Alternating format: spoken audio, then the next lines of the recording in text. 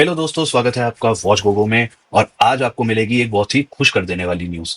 और वो ये है कि टोबी मैguire अवेंजर्स डूम्सडे में है। और नहीं भाई, ये कोई छोटा मोटा कैमियो नहीं है। मुझे सीरियसली लगता है टोबी मैguire का स्पाइडरमैन अपने यूनिवर्स का एंकर बीइंग है। मतलब लिटरली वो ग्लू है जो उसके टाइमलाइन को साथ रखता है। अब सुनो, सीन यहाँ से क्रेजी हो जाता है। लीक्स कह रहे हैं कि रीड रिचर्ड्स एक शिप बना रहा है जिसका नाम है द राफ्ट।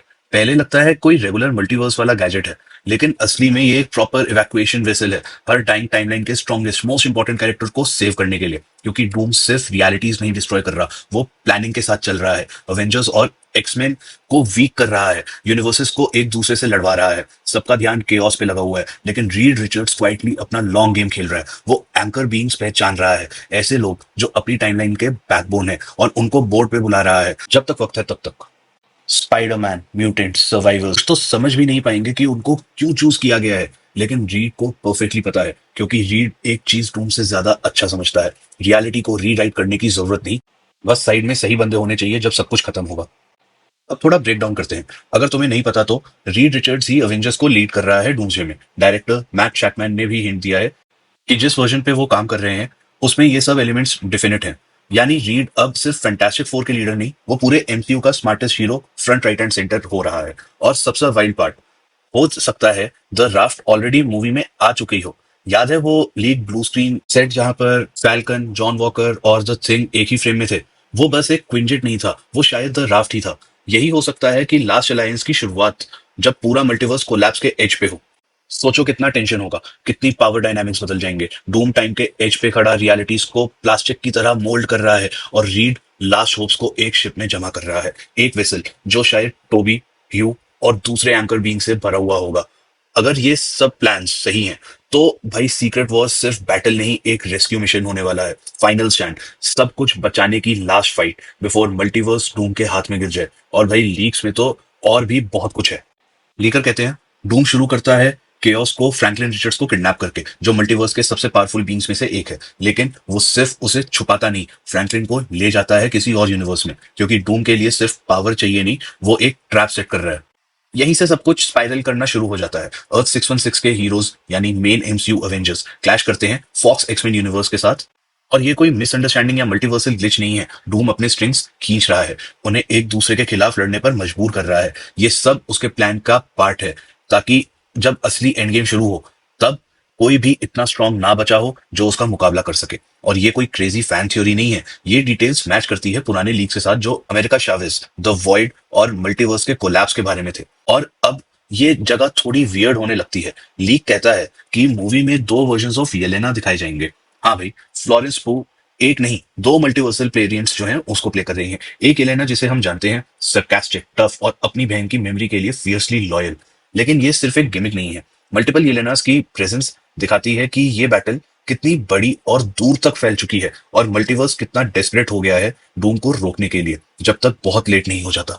अब सीन्स और भी ज्यादा क्रेजी हो जाते हैं। कई इनसाइडर्स कह रहे हैं क्रिस एवंस भी अवेंजर्स डूम्सडे में हैं, लेकिन सिर्फ एक कैरेक्टर के रूप में नहीं, वो शायद डबल ड्यूटी कर रहे हैं। रिपोर्ट्स के मुताबिक उसका नाम कॉल शीट में एलियस लूक केज के अंडर था, जो क्लियरली एक डिकॉय है ताकि लोग कंफ्यूज हो जाएं। अब तक ये पता है कि कौन सा स्टीव रॉजर्स प्ले कर रहे हैं, लेकिन क्लू ये बताते हैं कि कुछ ज्यादा ही इमोशनल होने वाला है, जो फैंस ने सोचा भी नहीं था। एक थ्योरी ये है कि टीम उस यूनिवर्स में जाती है जहां स्टीव रॉजर्स पेगी कार्टर के साथ रह गया था। याद है एवेंजर्स एंड गेम की पीसफुल एंडिंग?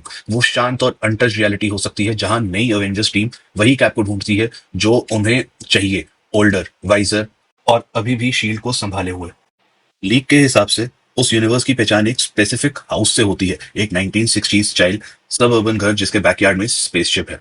तो सोचो, मोनिका रैम्बो या अमेरिका शावेज या जो भी मल्टीवर्सल रेस्क्यू टीम लीड कर रहे हैं, सीधा उस घर में जाकर स्टीव को रिटायरमेंट से बाहर निकालने के लिए जा रहे हूँ। वो मोमेंट इमेजिन करो। और ट्विस्ट ये है कि क्रिस एवंस शायद एक और वेरिएंट के रूप में भी मूवी में अपीयर करेंगे। शायद वो जो सब कुछ देख चुका है, शायद वो जो डूम से छुप के लड़ रहा है। मार्वल उसको एक डुअल इमोशनल एंकर बना रहे हैं, एक कैप जो अभी भी बिलीव करता है, और एक कैप जो सब कुछ खो चुका है।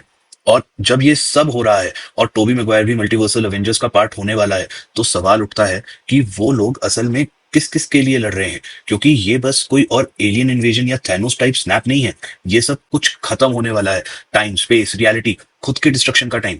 और इस सब के बीच में एक आदमी है जो पूरे स्ट्रिंग्स खींच रहा है, डॉक्टर डूम।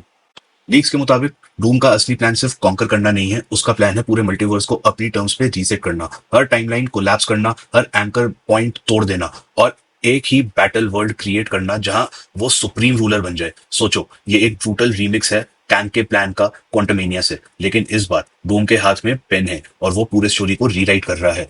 और यहीं आता है द राफ्ट का रोल। रीड रिचर्ड्स जो सब कुछ समझ गया है, एक एस्केप रूट बना रहा है, एक ऐसी शिप जो मल्टीवर्सल कोलैप्स सर्वाइव कर सकती है, एक जहां फाइनल हीरोज टॉम हॉलैंड का स्पाइडरमैन, वुल्वरीन, टोबी मैguire, येलेना, फैल्कन, जॉन वॉकर और शायद द थिंग भी एक साथ मिलकर लड़ सकते हैं, ना कि सिर्फ एक टाइमलाइन को बचाने के लिए बल्कि पूरे मल्टीवर्स को सरवाइव कराने के लिए। मान लो कि मल्टीवर्स कोलैप्स हो जाता है, डूम जीत जाता है, कम से कम थोड़ी देर के लिए, तो फिर क्या होता है? जब रियलिटी खुद टूट जाए, तुम किसको बुलाओगे? जवाब हो सकता है मार्वल के तीन सबसे बड़े लेजेंड्स, ह्यू जैकमैन का वुल्वरीन, टोबी मैguire का स्पाइडरमैन और टोनी स्टार्क। हाँ, सही सुना तुमने, इनसाइडर्स के मुताबिक रॉबर्ट डाउनी जूनियर वापस आ रहे हैं, ना कि कोई वेरिएंट, ना डूम के रूप में, बल्कि असली टोनी स्टार्क के रूप में, वही जो अपनी जान दे के थैनोस को रोका था, जिसे हम सोचते थे कि हमेशा के लिए चला गया है। तीन आइकन्स एक साथ एमसीयू के सबसे अंधेरी घड़ी में।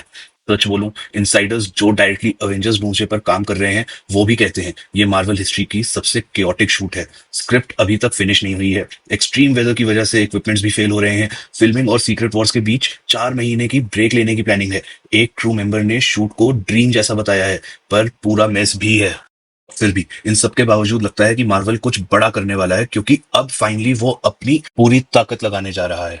सालों तक सेफ खेलने के बाद, स्ट्रीमिंग पे बस क्वांटिटी चेस करने के बाद, अब मार्वल फिर से सिनेमैटिक क्वालिटी के लिए फुल स्विंग मार रहा है, लेजेंड्स को ला रहा है, मल्टीवर्सेस को जोड़ रहा है और सीक्रेट वॉर्स को सिर्फ एक मूवी नहीं बल्कि एक सिनेमैटिक इवेंट बना रहा है जो सब कुछ रीसेट कर देगा। और अगर लीक सही है तो डूम्सडे वो स्पार्क है।